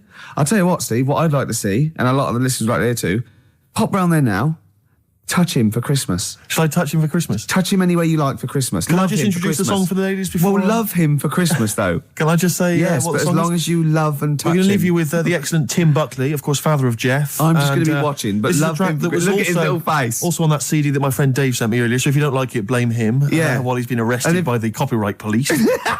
And it's called Buzz in Fly. Let me touch you, Carl. Don't, Steve. Go on. A man for Christmas. I'm not coming Kissing back. a man. Licking. A man for mate. Christmas. Oh, Get look in back. touch with your feminine side. I can put you in touch with your feminine side and my feminine I'm side. liking it. So I can't look, I'm busy. Let's put each Look, other I'm in busy. Oh, good. You have a good Christmas? Yeah, you? Yep. Carl? Yeah, it's alright. Lovely. Okay, let's crack on. Good. I went on holiday after Christmas, Yeah. and so did our mutual friend Phil Bowker. Yeah, good man. He was in Lanzarote and he told me one of the funny. I don't know if I can tell this on the radio. I'll have to say the C word. I'll just go. It's in a sentence, so I just go you see when it comes, and you'll know that he's saying the terrible word. Just didn't want to ruin the anecdote. Anyway, they're walking along one evening in Lanzarote, and there's lots of Brits there apparently, and Phil overhears a sort of married couple arguing. They're having to go home a bit early, and she's saying to him, she went, "For Christ's sake, every time we come out drinking, you always shit yourself." Right? Wow. Always, not once. So he's going, I've told you, he said, it's not the drink, it's the weather. She went, the weather. You'll be blaming the food next, you see. I don't think they should have got married. Wow. Or mate, when did you think the shooting themselves started? Must have been after the marriage, because if you're courting, and they go, went out with Derek again, did you last night? Yeah, how was it? The evening was lovely, the meal was nice, but he shook himself. Again. That's 5 dates, 5 different heaps of shit. But I think I can change him. I think I changed him, yeah. It must have happened after the marrying. Or he just might have think, oh God, or he's got to that age where I think, look, I'll just empty it when I get home. Yeah. I'm not going to keep going up and going to the toilet, It's the ice that does it. Yeah, Carl is right, I think. It is the ice. What do you mean? People forget, they say, oh, don't drink the water when you're on holiday, and they don't. They drink, they buy Evian and stuff. Oh, I see. They forget about the ice. The ice cubes, you're right, in a bar. Made from tap water. And that can do it, can it? Yeah. But what she said every time you're drinking, didn't she? I assume that she wasn't drinking ice then. Yeah. What? I mean, why is it just happened to him? Let's be honest, everyone that goes on holiday doesn't end up crapping themselves. Yeah, they usually make it to a toilet. He does it every time he drinks, doesn't he? Yeah, well, apparently. Just don't let him carry the baguettes. He's good, isn't he? Oh, Carl comes out with something. He does now and again, High doesn't five, he? Carl. That was sweet, man. Yeah, nice one. What do you, Carl? Would you like to be American? No, not at all. Really? Got me nerves. When I was in, Get on my nerves. when, Being A whole American. nation there. reduced. when I was in Barbados at Christmas, Oh, name dropping. right? Yeah. There's loads of them there because that's Was that when you were doing a bit of extra sort of waiting? Was that you were sort of your girlfriend was cleaning rooms, wasn't she? went there for Christmas and there's loads of them there because that's like really close to America. That's like Blackpool is to Manchester type. It's thing. exactly like that. Yeah. So That's the analogy a lot of Americans use. But I think they call it the tropical platform. but they were going on. That's only all the brochures, I'm sure. Right. Yeah. And serious now, but Yeah, we're going serious. on about the September 11th thing. Yeah. But they call it the, of course, this is American. Of course, Brilliant. the 9/11. The 9/11. That's what they call it. Really? Oh, that's awful. That is. So it's like people who say 24/7. Yeah. Well, I'm working Americans my say ass that. off 24/7. Well, Americans that say that. Well, they're allowed though. Oh, Americans are. Yeah. I'm talking about an English person who might say it. Yeah. Fool. Yeah, no, that's terrible. Yeah. Do that American accent again. Yeah, of course, the 9/11. Where are you from? What? Which part of America is that? That's how they sounded in Barbados. Sure. Sure. But Can you do any other impression? But Carl doesn't. I very much doubt that Carl likes newfangled countries like America. Yeah. He doesn't like London. No, true. So he's not going to Have you been like. to America? Yeah. Did you enjoy it? Went to Florida. No, they got me again. Got on your nerves? Yeah. Went for some food. Yeah. And it was the last few days. I didn't take much money with me, and we were in Florida, and we were hungry, and we went for some steak, and we had our dinner and that, and I think it's their equivalent to the Angus Steakhouse. Yeah. Right. And sat down, had the steak, and that's huge, big portions. But anyway, we didn't have much money left, and we had like another 2 days left, so we didn't leave.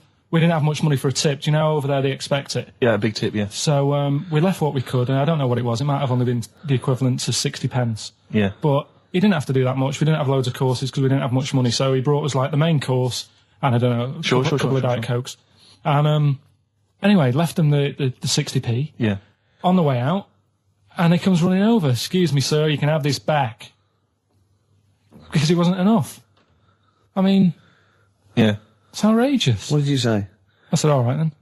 'Cause well, I needed it. I mean, I thought Yeah. it was nice to leave them something, but obviously it wasn't enough, so he got us a couple of more. Is it good fun with you on holiday? I mean, do you enjoy yourself?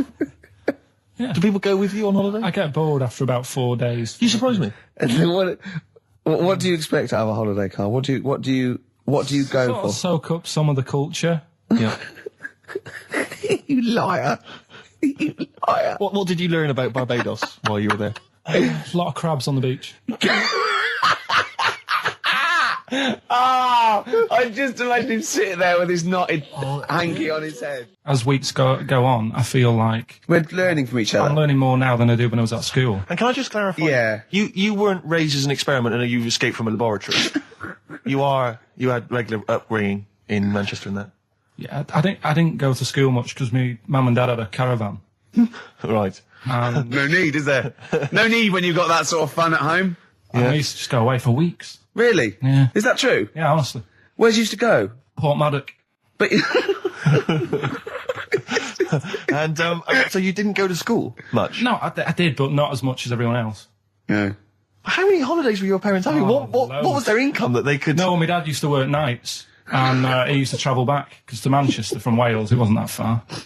And Manchester to Wales? He used to do 4 on and 4 off, so me and my mum were like loving it. But what Port Meredith? Portmaddock. Port Just Maddock, down the road from Port Merion, where they filmed The Prisoner. right? Oh, so that's cleared up for me.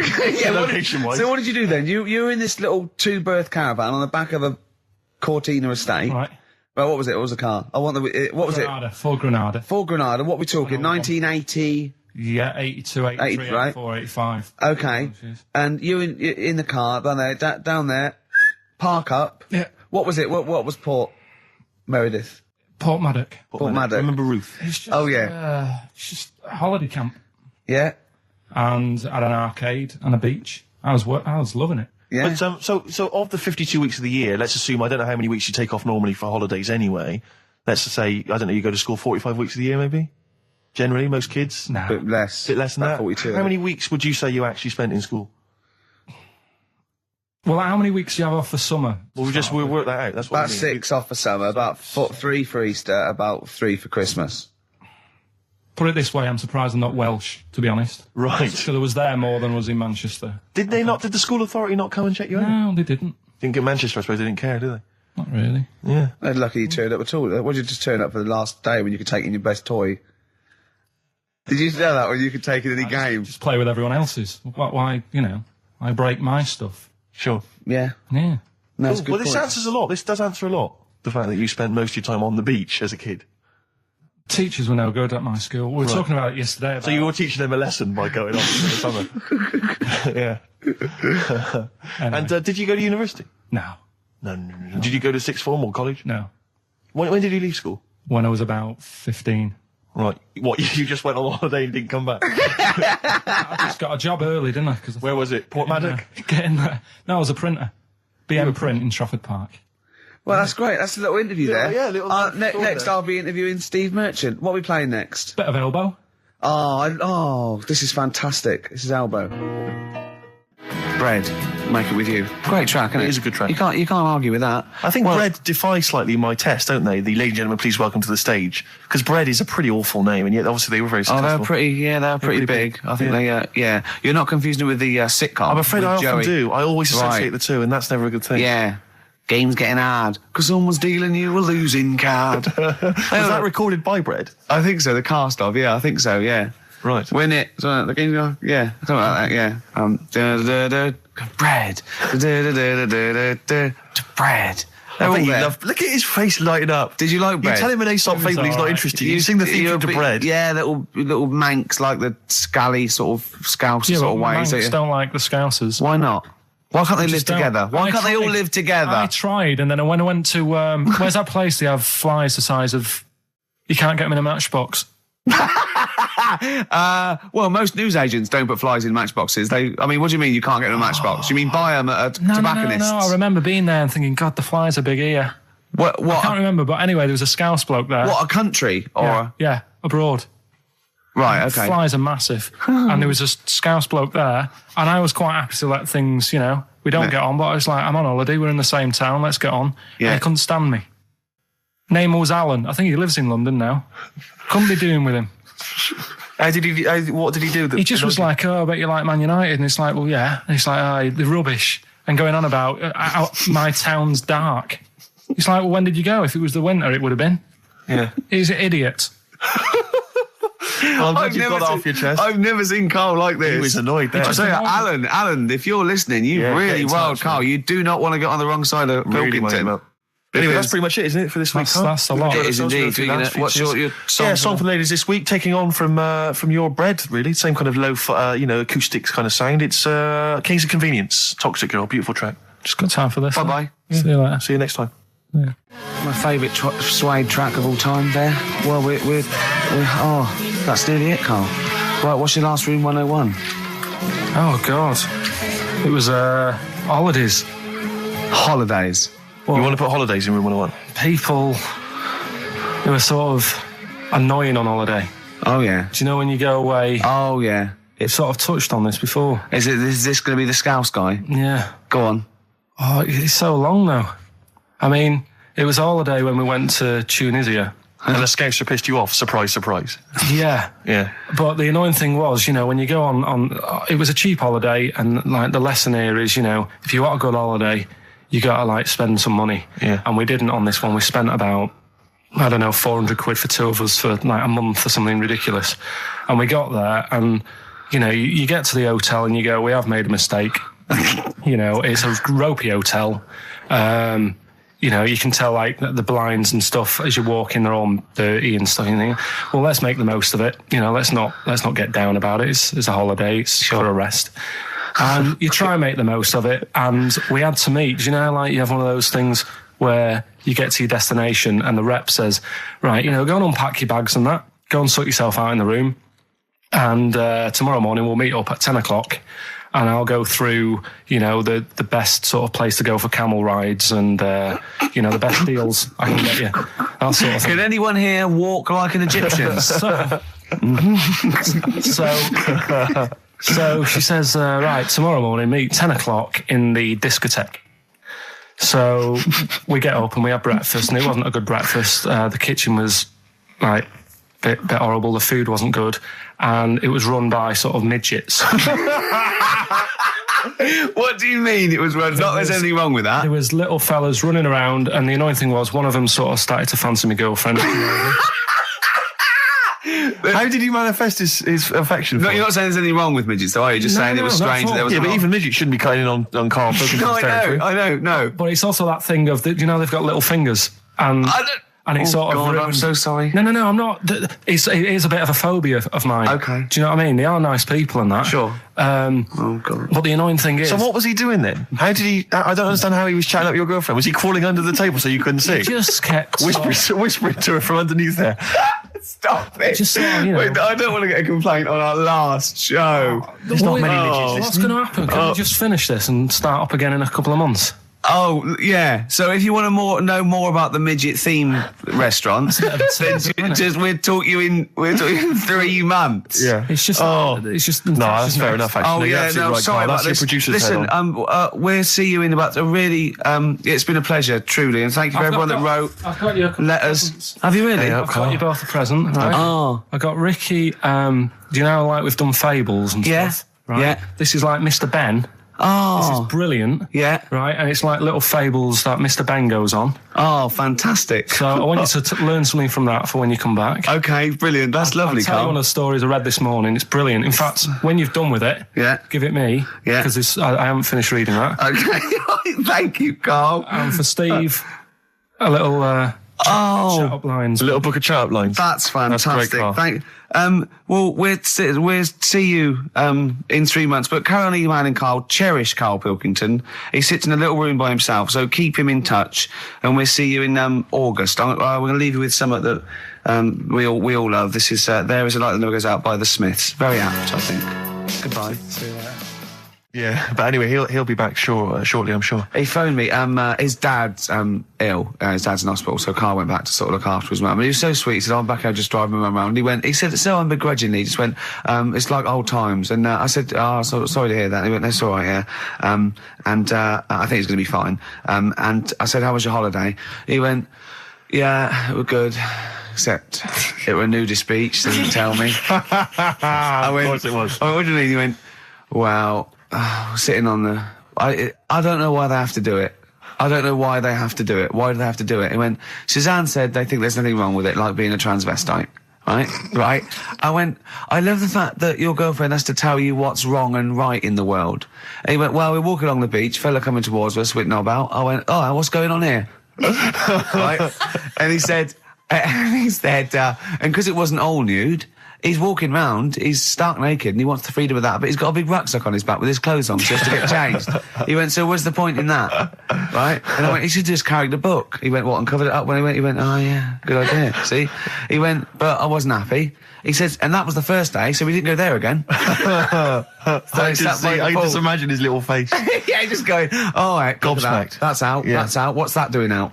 Why has he got his out?" I imagine Karl sort of dressed in a suit, in a sort of safari suit, done right up with a cravat. I'm not undressing. I don't want people seeing the flesh.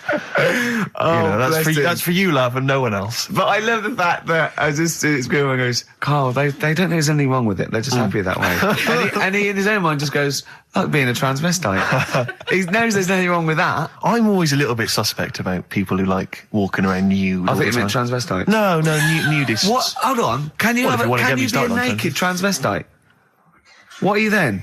Yeah, I suppose you're a... When Eddie Izzard's naked, is he a naked transvestite? That's an interesting metaphysical question. Yeah. Yeah. On XFM 104.9. If you know the answer to that metaphysical question, or indeed any of the famous ones, if a tree falls in a forest and no one hears it, has it fallen over? Any of those? Excellent. That's brilliant. Yeah, if you leave the room, Rick, what's the does sound? it get quieter? Yeah, what's the sound of one leg hopping? Exactly. What we got there, Claire? Do you want some music? Or I'd love to hear it. bit What you more got? chat? I've got the Vines, actually. Oh, All play it. Nice. Strokes. Someday. I'm already annoyed. I've been I'm in here a bad 3 mood. minutes and I'm already annoyed. Yeah. I'll bring back Claire, I'll tell you. No, it's not his fault. It's the whole is. place. The library's shite. I tried to get. Oh God! I had to go to Capital Library. Chill. Fancy that. I had to go to Capital Library to get a couple of records I wanted. Right? Place is falling apart. The email's not working. It's so shoddy. He's had 2 weeks off. I'm on holiday. I mean, they might as well bulldoze this, honestly, because for all the, It is ludicrous. and we get paid peanuts. You get paid, do you? Oh, and it really annoys me to have to fight. Oh, anyway. Anyway, just calm down. 104.9, I'm Ricky Gervais, with me Steve Merchant and Karl Pilkington. Karl, you're back. All right. How was it? What, the holiday? Yeah. Well, it wasn't all fun, was it? Because my dad was in hospital. Oh, but he wasn't during the holiday. Not during the holiday, though, was he? You came back from holiday and then found that out, didn't you? Yeah, but it happened when I was on holiday. Did you know that, though, when you're on holiday? No, because I didn't take my phone with me. Well, that's the our weird question. thing is, Yeah. I got a feeling when I was sat there, because it normally happens. Wasn't the nudie speech, was it? When I first went away, We saw that old fella with his packet out. when I went to Ibiza, right, I had a feeling, and I called home. My dad had punctured a lung. When And you this say you had time- a feeling, what do you mean, a feeling? Just like, I should call home. There's something not right. But this That's a time, very I thought, specific feeling. How did that manifest itself? How does that, how Was do it- you was get it- that? What kind of feeling? Is that tingling thing? I'm getting a bit of a lung feeling. Yeah. A bit of a dad lung that feels feeling. That feels like a punctured lung. Hold on. anyway. But anyway, the holiday was good. We talked about it last week. Well, didn't we? let's probe Karl about his holiday, because Okay. that's the sort of thing that audiences will stay tuned for, Rick, I'm pretty certain. Yeah, sure. Find out about you know dating more things. about this radio business than me. You know, That's true you've enough. hooked them already. Indeed, yeah. Well, also, yeah. I'm thinking we've got nothing. Ever now. We may as well save that. No, I resent it. I used to put a lot of work in, but no, I think of the money, which is, for me, pretty shoddy. Well, You know yeah, what I mean, I don't usually you get make out of an bed awful for lot of that. cash. Well, exactly, yeah. And, the whole thing is, the whole setup. It was raining today. I thought I should have a cabin. And then the sun came out, so I walked in again. Ah, dear. How are you? But I'll tell you what, I got a bit criticised last week as well that I only played ballads and same songs, so I'm going to rock out this week. Oh, lovely. I've been down to the Capital Library Right. to get some good tunes. And what about a little bit of AC/DC? Oh. Took me all night long. Let's hear it. Well, that's cheered me up. In a better mood now? Yeah. Good. That's great. Should we rock out today? Yeah, well, Bit of yeah. Led Zeppelin, maybe Stones. Brilliant, yeah. Some other classics. And Yeah. When are we going to talk about Karl? Have we run out of stuff already? Okay, already. let's go. Okay, now, yeah. So where did you go, Karl? What was the story? it was my birthday, right? Went home after working with you a couple of Saturdays ago, right? Girlfriend was like, open your card. And I said, no, it's my birthday on Monday, I'll open it then. You obey by the rules, certainly on birthdays. The birthday rule. Well, there's no point. Well, exactly. Chaos leads that way. Yeah, right, so, Not an anarchist, never has been. so anyway, she was kept going on, and it was doing me head in, so I said, alright, I'll open it. Yeah. So I opened it, ticket fell out, surprise holiday to one of the Canary Islands. So, And what was your reaction? I mean, first one was we haven't got enough money right. for this, but I didn't want to ruin it, so... No. So I didn't go on about that, and I said, oh, it'd be great. So I can't wait. So, Did you say it in that tone of voice? Well, it was good timing because I was tired and everything. And I'm not a big holiday fan, No. but the timing was right. Yeah. Do you know what I mean? It's the same as last night. I don't always like a curry, but last night You're in the mood. you get that sort of, oh yeah. Curry, you had a feeling. Yeah, you had a feeling You for thought, curry. and then lo and behold, later you were eating the curry. It's weird, isn't it? Very Isn't it weird, the strange. Life is- paranormal? Isn't it weird? Isn't it weird? They work in mysterious ways. Yeah, ghosts. yeah. So yeah. anyway, right, the island, if I was on Wish You Were Here, I'd probably say it's a bit barren. Okay. Not much there, but if you get a hotel, you guarantee good weather. Right? Are you? No, what I mean is, it'll be a good holiday. If you get a hotel, right, the weather's always good, so you'll have a nice Yeah, time. that was a comma, yeah, it was a, yeah, go on. And all that, and the food was alright, and everything was going alright. I was just having a nice, relaxing time. And how do you sort of spend your time on a holiday? You just lie around? Is that That sort of holiday, just lying around. I bought a book. You bought a book? Yeah. Okay, ghosts? No, it was short stories, right? About It was ghosts? it was about like special days in our time and time before me and stuff. Oh, yeah. And it was like, it was telling you about how in, I think it was 1814, the Thames frozen up. Yeah. And all these stories are told by eyewitnesses. Yeah. Right? So there's some fella who was around in 1814 and the Thames was frozen and people used to put market stalls on there and they'd do the shopping. It was like an Oxford Street. Was that Mad Liar Charlie? No, because he's famous for that. Well, I'm sure, you know. No, I think that was Mad Liar Charlie. Right. Yeah. So I was reading that, and then after a couple of days was a bit like, boring. Yeah, you can only do sort of so much lying around. And so much reading. So, Suzanne said, let's go on the beach, have a walk. You ain't gone on the beach? Where had you been up to this point then? In your room? No, just like round the pool, just relaxing and having a swim and that. Yeah. So she said, let's go on the beach. So I said, all right then, yeah. So, wandered down to the beach, and first impressions are, it's all right, it's clean. Your criteria is so basic, it's brilliant. Hotel, yes. Roof, good. Food, adequate. Beach, clean. Next. So I'm walking along, and everything's good, and there's a woman feeding fish bread, which I thought that's different.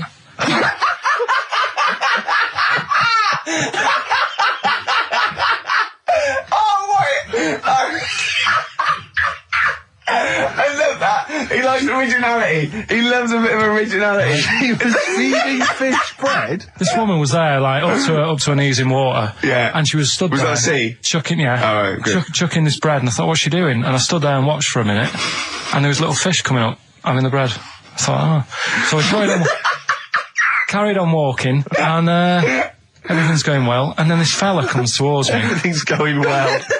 Yeah, that's I haven't fallen over. Clean feeding bread. 2 points for originality. Yeah. Fella comes walking towards me. Oi, oi. He's only got no pants on. Oh. So I said, Suzanne, what's going on? Why did he turn to her? Like she knows more than him. So she said, oh, yeah, it's, she said, yeah, it's a nudity. Is this going to be a long story? Could you pour that coffee? Can you give me that coffee over? Sorry, this is really bad. Yeah, because he's pouring... Thank you. Just amuse yourselves while we sort the coffee. Thank you very much. Dave, do you want I'll have a cup of coffee, Carl. Thanks, yeah, cheers. Cold.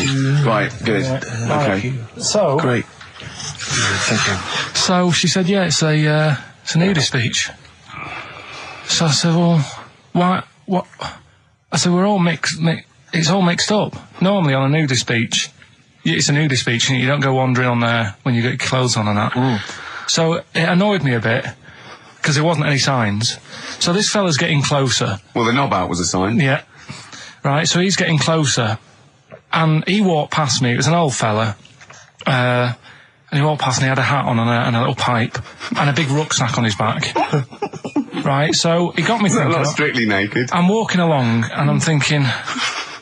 Right, why do people want to do this? So straight away, I wasn't on holiday anymore, because most of the time when I'm on holiday, I don't think about anything. Right? Your mind's a blank. I just switch off. Right? But all of a sudden, this has got in my head now, and I turn around to look at him, and... Check out his arse. And this bag, right, I swear, it was massive, right? What? You had a massive bag? The bag. His rucksack? His rucksack. Oh, right, okay. When he said there was an old couple coming towards me, I said, what was lower, the bloke's bollocks or the woman's tits? And he said, well, that was another point. She might as well have worn knickers. Because she was so naked. That's what he said to me. So you saw the bag? So it annoyed me, yeah, because the whole idea in it, this is what I think, I mean, I might be wrong, right? Might be wrong. Chances You never have been before. Being nudist, right? What's it all about? So I'll tell you, on that point, Carl, let's play a tune, let's come back and we'll discuss... What are we going to play? We'll discuss that very issue. We've got some ideas, we did chat about this last week, Carl, in your absence. Alright, well, we'll play the choral. Okay. It's a good one, this. Yeah. Coral, Dreaming of You, on XFM 104.9. I'm Ricky Gervais, with me Steve Merchant and Karl Pilkington. If you just joined us, Carl is walking down the beach, and a man has just passed him with his knob out. Yeah, his testicles out and his a huge bag, apparently. Right. Now, we'll sum this up, quick, because we did talk about it last week. You did call me and tell me some of these things, and we sort of mentioned it last week, but you just want to say just give us your thoughts on nudity. Well, what I don't understand is, right, nudity, I thought it was all about, sort of being free. Yeah. natural, letting the breeze, blow around you and that. That's all I can think is of like the bonus of doing it. But you can get that by just having a pair of shorts on, right? Because I'm not one for getting my kit off. It's just something a bit weird about it, isn't it? Normally, if I go for a walk on the beach, I'll put a shirt on. Sure. But leave it unbuttoned. Yeah. Oh, right, yeah, tease the ladies, sure. Do you know what I mean? Yeah. But it just feels a bit weird. So it's best to cover your back anyway, because the sun... Yeah. And all good that. advice, yeah. But when I saw him, and I thought, well, right, is he doing it to sort of be free and be comfy and all that? And then I thought, but he's carrying a big bag, right? I've got a pair of shorts on, and I'm not looking at him thinking, I bet he's really comfy. Do you know what I mean? I wasn't going, I can't wait to get home and get my shorts off. They're really annoying me, these. So, and that's just it. I don't get what it's all about. Yeah. Sure. Yeah. Sure. Well, okay. Well, my advice to you is don't go to nudist beaches again. Well, I didn't go again. Do you play volleyball? No. Well, there's nothing in it for you, to be honest, Carl. Do you ever walk around the house nude? Not really. Only if, like, it's quickly to sort of jump out of bed and go and get a glass of orange. But I've got to be careful, because living on a high street, there's flats right across the way looking in. Yeah. And the thing is, it's Chinese fella. There's a little exactly. And that was the other one. Is he the one? There's the old woman reading a book. Yeah, it could be dead for all we know. It hasn't moved. There's some bouncers, and some bouncers? I think so, yeah. Is that a euphemism? They're always... There's always... Her name's Carol. But, the only time, if I nip out, sort of get out of bed at night, go and get an orange, I've still got to be careful, because if they're awake and I open the fridge door... and the you're light illuminated, comes up, yeah. They'll sort of see the light. And the shadow. Turn round. And the weird, long, stretchy shadow. What did you get? You get up and got orange juice or orange swash? Robinson's. You can't advertise on... Why don't you take a glass of that to bed with? Why are you getting up? Yeah. Because whenever I do that, I normally don't wake up, and it's a waste, isn't it? The man is a genius. And continuing our rocking out thing. Yeah, we're in a rock mood. Well, I think this sums up rock and roll, doesn't it? It's not called rock and roll, is it? Yeah. Textbook. Featuring Puff Daddy and Little Kim, that's Notorious B.I.G. Brilliant. And Notorious. Great, lovely. Carl just said to me, here's something. You can't hold your breath to death. Have you tried it, Carl? It's just another little lesson. There's someone here who's in a really low ebb. They've been listening to a show, they were going to commit suicide. They just start holding their breath and they screw it. Well, what did you learn in the week, right? I'm always doing all the educating. I asked you were talking about watching a programme about jellyfish. Yeah. And I said, well, that'll be interesting. I'll try and find some stuff out, but I couldn't find anything that I didn't already know about them. It must be difficult for you to find anything you don't already know. So what did you learn about jellyfish? I agreed with you by the end of it, that they should be wiped off the face of the earth, because they're balls of water in membrane, right, that go around stinging people to death. Let's lose them, Carl. Let's lose the jellyfish. Yeah? That's what I think. Because I was stung by one. You know? You got stung by one? I was on holiday and got stung by one. Yeah. And I don't understand. No, I don't understand them. I'm not a fan of them. So that's that. Good. Well, that's sorted out the jellyfish conundrum. We've solved that particular worry. What are they again? Is the tip included? Yeah, go on, that one. Right. In Turkey... Nice. It's not, actually. That's where I went, and there was them little fellas after Suzanne in the kitchen. What? What do you mean? We went to Turkey. You went to Turkey and there were some little fellas. Well, they had quite a few sort of midgets working in the kitchen. Why? Is it a theme? No, was it a theme holiday? I don't know. Might get them cheaper or something. Was it... So they were get working, them cheaper? They were working in the kitchen, and one of them fancied Suzanne and kept sort of eyeing her up, and she was winding me up saying, "Oh, not eyeing up and down, just eyeing her up." Yeah. Anyway, no. So what was she doing in the kitchen? No, it's like a pick what you want to eat type buffet, but you have people clearing the tables and that ready for you to come along. Are they low tables? And he was just keeping an eye on her. What did he say though? Was he Turkish, so I don't know what he was saying. But he was little fella, yeah. Did he? What do you mean a little fella? What do you mean little fella? Sort of dwarf-like. What do you mean dwarf-like? He had magic powers, or he was 4 foot? No, what do you mean, Carl? A little bloke, just like a normal bloke, but small. If you stood him in the desert, you wouldn't know. pretty hot at first. Right, Carl. You should watch out for the monkeys. Yeah, underground. There's underground monkeys. Look, you can't just say there was a little midget fella who was eyeing up my girlfriend and then leave it. What do you mean? What was happening? This is a story to us. This is much more interesting to us than, and she was deaf, right? And she hit her head. That's much more I don't understand how how it manifested itself. Did he come over and say something? No, do you know when it's like girls know, don't they, when someone fancies them? What do you mean there was lots of them as well? Do then? they? That's worth knowing. Listen, right, come on, right. So you went to this holiday, yeah? Yeah. And you went into the dining room or something? Yeah, downstairs. And you looked over. You thought, this is odd, there's no one serving. Yeah, and they go, Wait a minute. hold on, you looked down and there was a little waiter. There was loads of them running around busy. Why though? Why did they get It's summer. What do you mean? Because it was in loads of them. summer. They had more of them They on. come out in summer. They come out in summer. What do you mean they had more? What do you mean? Because it's busy, isn't it? Well, no, but they hibernate in the Why winter. were they all midgets? I don't know, maybe it doesn't heat stunt your growth or something. No! Well, they just happened to, maybe it was a thing that they did for tourists or something, I don't know. I just got on with my meal. It was a holiday, do you know what I mean? God. Right, So it's a midget serving. I'm not going to ask any questions. Right, okay, yeah. So they're all little fellas running around, and this one always was like, you know, oh, do you want a new serviette? You know what I mean? Going out of his way to sort of... for turning on the charm. Yeah, he was going out of his way. The others weren't. Right. I think what was happening is he'd been working with Santa all the winter. Yeah. This is a little summer break. This one He was hadn't seen your a girl. waiter, and so he was being polite to you. Maybe. But what did Suzanne say then? Well, she was using it to wind me up. What was she saying? Oh, he's... Oh, just like, you know, look he may be small, but he's well, built like a... Yeah, he's all man. so Were you jealous of a midget then? You were jealous of him? it is a bit annoying, isn't it? Why? It wouldn't bother me as much now, because I've been with her for ages. Right. But at the time, that might have been one of our first holidays, and it's like, you don't know, want to be what's going stolen on? I've away paid by for it. this holiday. Yeah. And then you get off with a midget? Yeah. Oh. So anyway, But it doesn't matter because you got chatted up by a bearded lady. So. yeah. tell you what, no, that's got nothing to do with that. What were you going to say? What were you going to I say? was going to say the hotel was half board, and maybe. Oh, right. I thought you were going to say it's just one of her shortcomings. So listen, right? Play a record. Right. Badly drawn boy, born again. Right, just get this educating Ricky out of the way. So, Turkey, yeah. So what is this again? This is educating Ricky, is the tip included. Right. Apparently a fellow was on holiday in Turkey. He's just having a normal holiday. Weather's good. You know, he's having a good time. Waiters are all normal height. Yeah.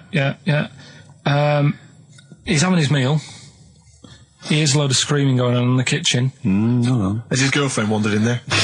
And they do, With a step ladder.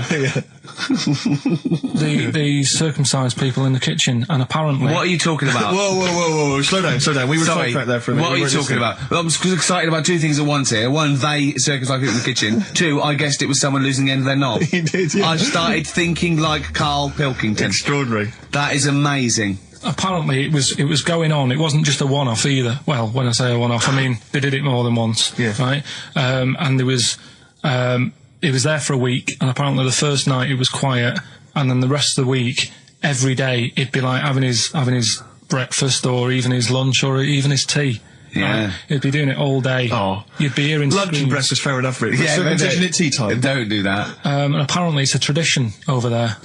You can't even make a complaint about it. It's like, well, you should have found out before you come over. See, I can't believe this is true. Sorry, I'm a little I bit can't lost. believe this is He was true. in a restaurant, in a hotel, and there were people having circumcisions in the kitchen.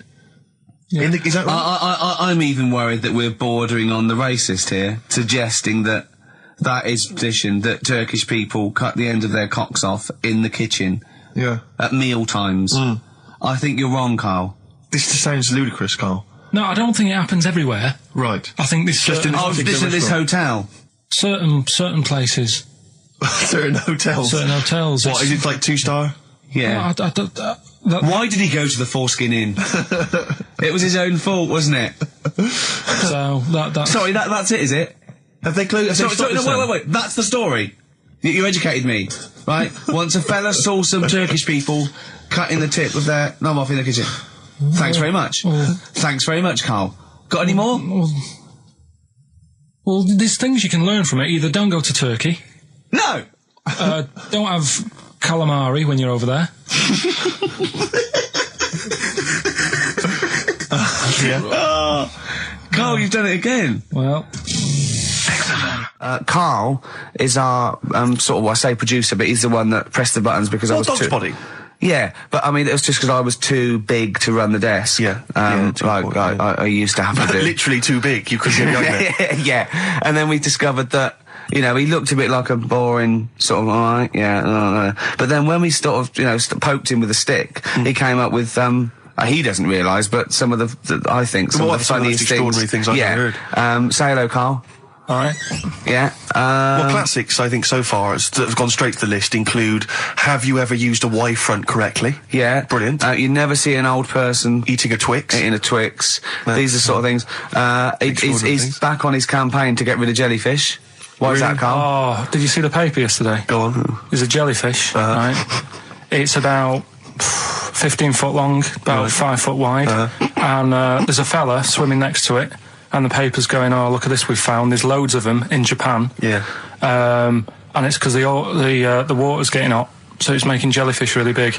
Oh dear. How's the campaign going to get jellyfish get rid of them? What was your point about jellyfish? They don't do anything. There's no point. They get in the way. Fish, yeah. It ruined me holiday because I got stung by one. Yeah.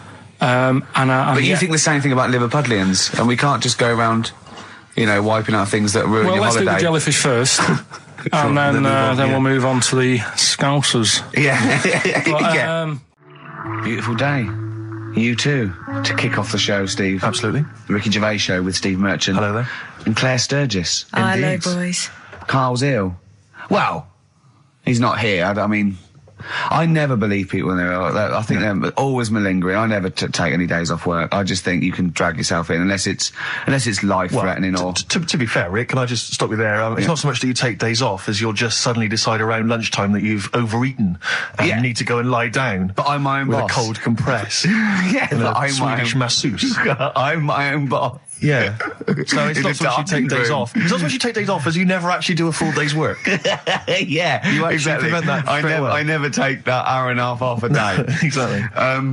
XFM 104.9. So what's the story, Claire? Do you know anything about Carl? Do you know what his illness is? I think he's got this sort of cold virus that's going around. He phoned me yesterday. He did sound poorly in his defence. Poorly. A little bit croaky. Well, I'll tell you what. He coughed a bit. I'm not being funny. He better be in hospital. To miss this show. To miss this show. Flagship show of the week on XFM. Do you know, you are right, because, and you've been away, haven't you? You know, Been away he's 2 missed you. weeks. We had the best of again. But let's part of the best of. Yeah. Let's part of the best of the last 2 weeks, shall we? Yeah. I mean, we're going to try and get him on the phone. We're going to phone him, and I want him to really explain himself because, you know, I think he's malingering, to be honest. Well, he phoned me in the week and he said, Steve, don't forget, there's a documentary on Friday night about Oliver the humanzi, the human monkey. He said to me, it's going to be brilliant. And it wasn't. And it wasn't brilliant. It was. I especially stayed in and watched it. I taped it and watched it afterwards, and I've never seen so much hype and desperation. They kept showing the same clip of this chimpanzee that walked upright like a lot of chimps can. Exactly, right? yeah. It lost its hair, so it was half human, because all humans are bald. Yeah. So that's the half human bit. It didn't have hair. I'm sorry, humans do have hair on their head. Yes. The other thing was this desperation to go, could it be half chimp? No. It's a chimp that superficially looks less like a chimp than other chimps. So Lee Evans looks a bit like a chimp. Is he half chimp, half human? No, he's a human who looks a bit like a chimp. That's libelous. Yeah. That's a bit insulting, Evans isn't could it? have you Should we there. just play some music Yeah, now? I'm really sorry about that. I'll get back to you on that. Well, we can't get hold of Carl, right? We looked, it's got his old number out there. His home number? Yeah, it's a hold on, all right. So, we went to the new records. He hasn't even given him this new home number. So something's funny going on. He doesn't want to be contacted. He hasn't given me his home number. I've tracked down a friend who's looking it for us. That phone might ring any moment. I apologise for that. But why is Carl not available? It's interesting that neither you or I, and I like to think of ourselves as being fairly close friends of Carl. Yeah. We have made him the man he is today. We cannot get in touch with him. In We the cannot same way, contact him. that bloke bought Oliver. Sure. I think that Carl is now ours. Yeah, exactly.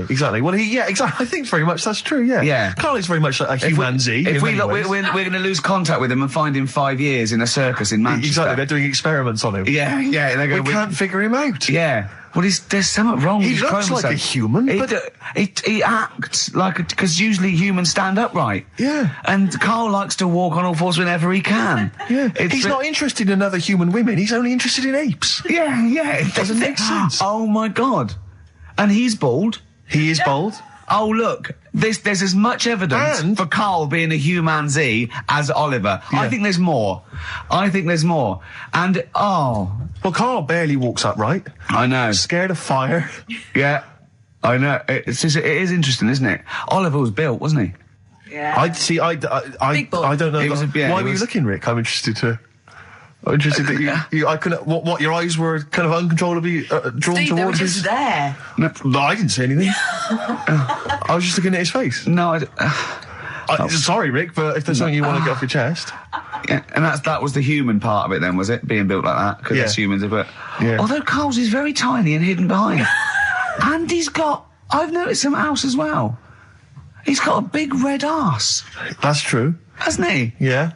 Yeah, it's all beginning to slot into place.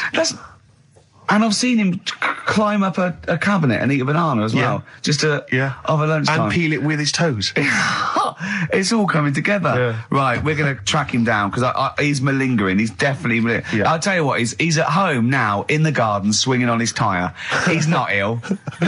I think more truthfully, someone said to me that I said Karl might be ill. They said, right, are you not going to do the radio show then? Well, that's what annoys me. I mean, that's the biggest problem is that, let's be honest, we haven't got anything without Karl. All we've got is the hook. People are staying listening because eventually they think we might get through to him at home. Yeah. And there'll be fun on this show to be had. If we don't get in touch with Karl, I think we may as well just shoot off and leave Claire to do the show. I've got some great music. Is that not Well, it's a small. You could leave the music with me. I could just play There's not many reasons That is true, isn't it? to be here. Okay, well, play some great music now, play Steve. a great tune. Okay, wedding present, Steve. Yeah, I'll explain what it is afterwards. Just play it. It's a joy. There's a monkey theme. There is a monkey There is a theme. monkey connection.